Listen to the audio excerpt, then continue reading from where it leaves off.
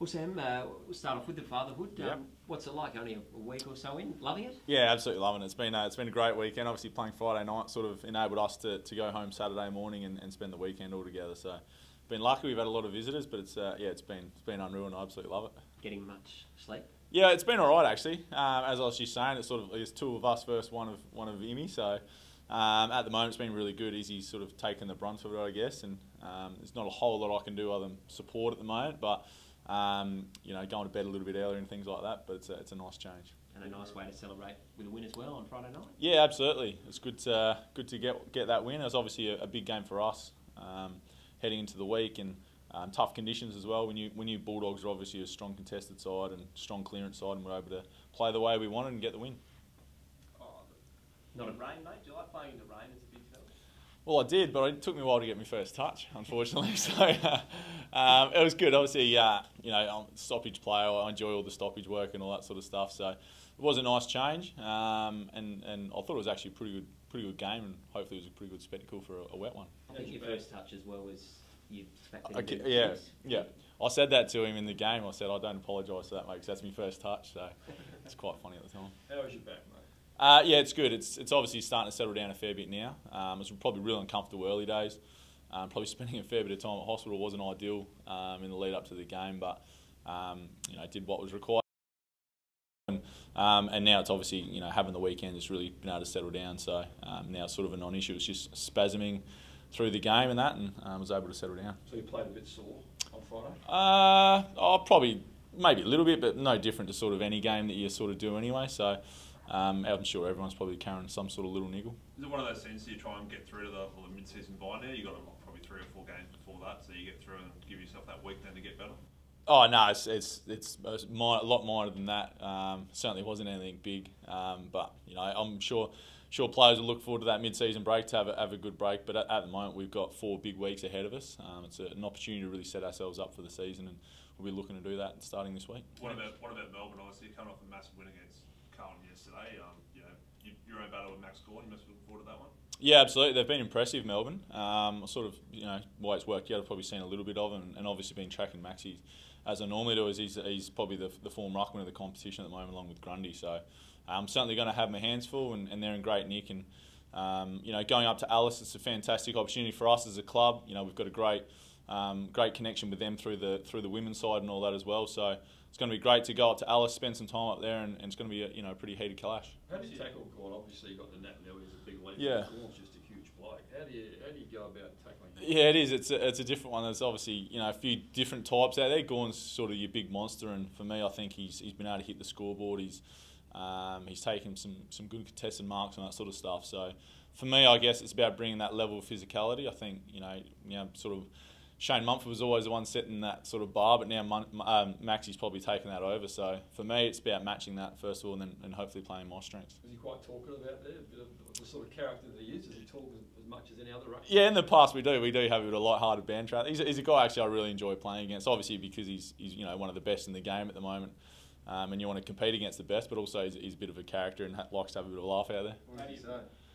Oh, I can't remember exactly, but it's always just whatever's to do with the game or something like that. So it's you always embrace that? Yeah, absolutely. Yeah. I'm pretty relaxed on the footy field as well, so it always makes the game a bit funner. I think do you prepare for these different ruck battles? You mentioned some Gawney's strengths, but what do you sit down during the week on an individual level and prepare for each different ruckman? How do you do that? I guess you sort of it's early in the week. It's looking back at footage and I guess seeing what the trends of the way they're playing at the moment is. We saw Maxi last year. I played against him up in Darwin, and he'd actually just come off a big chunk of games that he missed. But at the moment, he's sort of red hot, and he's playing some really strong footy. So for me, it's just go back, have a look at the things he's doing really well. For me, he's pretty well rounded. He does all things really well. I think it's pretty obvious he's been getting his hand to the ball. So for me, most of all, it's about competing and making sure I give our mids, at least a look at it and not letting him do what he wants with the ball. Speaking of on-field banter, gonna put any Jake Levers' way this week? I don't know, Jakey. Yeah, it'll be different, but it's obviously it's going to be different for him playing against his former side. Obviously, Jake's one of my good mates as well. But it's going to be exciting to play against him. But I think that's probably more of a week for him than probably for myself. The way he left, though, obviously any players be pretty fired up, and we're obviously trying to make their presence felt against him, saying that showing that he maybe made the wrong decision. Yeah, I don't know. I guess it's an individual thing. He's not the only person to leave a club, or we've had a couple of guys come here as well. So the way the footy, I guess, landscape is at the moment, players are coming and going, and Jake's no different to that. He's made the decision he's made, and he's probably pretty comfortable with it at the moment, as Melbourne are tracking pretty well. So I guess individually some blokes might, but personally I'll be worrying about my battle with Maxi. What do you say to Riley O'Brien, your understudy, hasn't played since 2016. How do you keep him motivated to be your backup?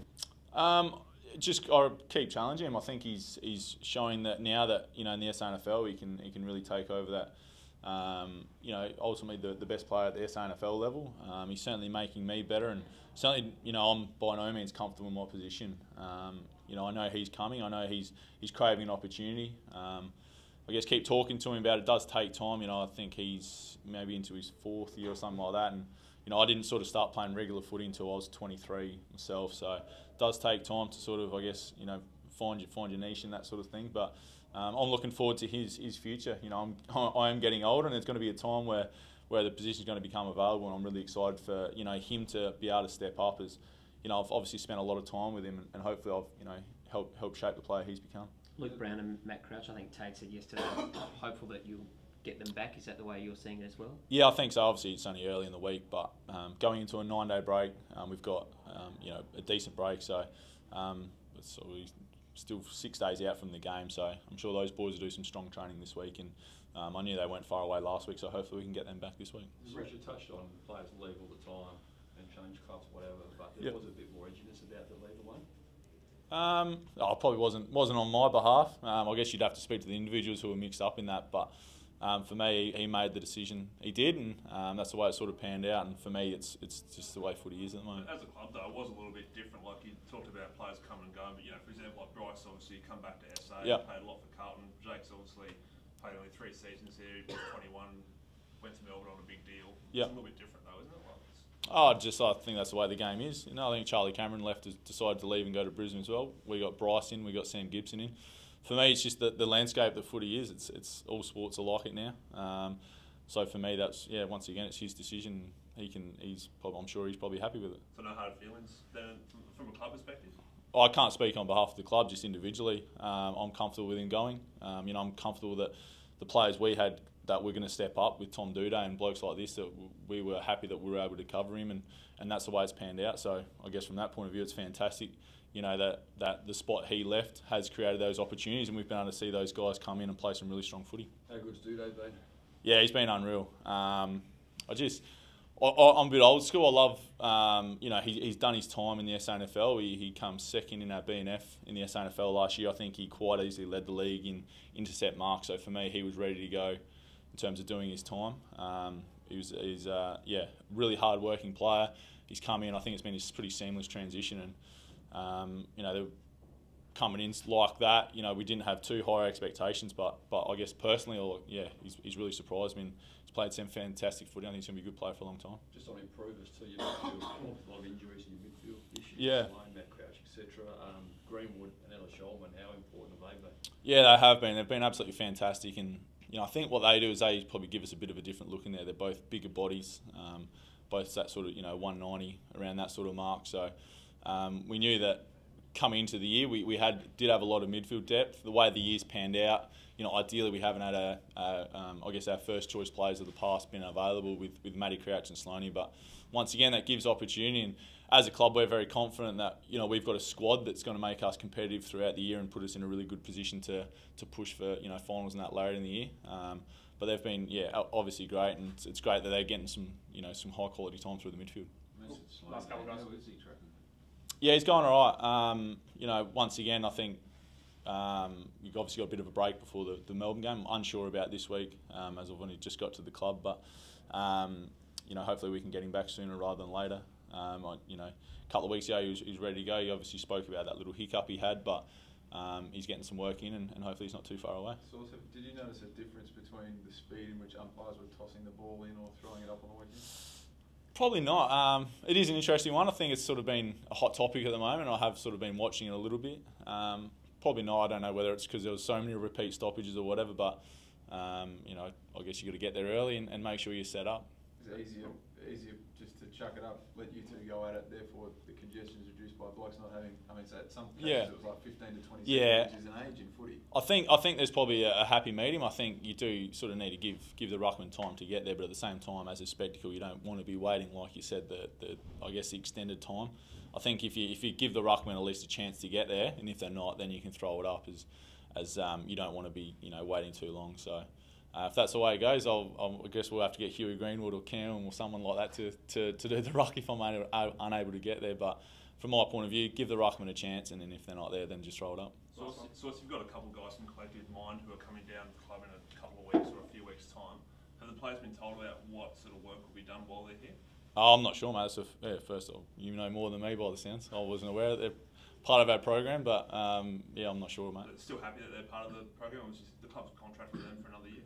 As far as I know, they're going to be come down at some stage. So at the moment, it's obviously in season. It's probably something we did a lot more through pre-season. So that's probably where that's at the moment.